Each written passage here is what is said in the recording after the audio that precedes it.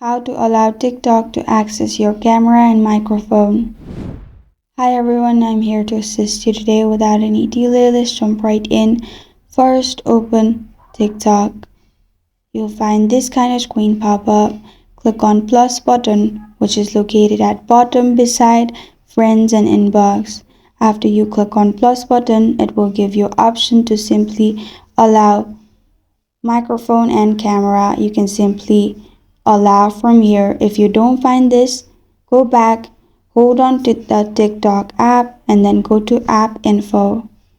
In here, you'll find this kind of screen pop up. Click on permissions, which is the second option below notifications. After that, click on camera, as you need to turn on camera and microphone. Make sure the dot is in allow only while using the app. After you're done, go back and then click on microphone.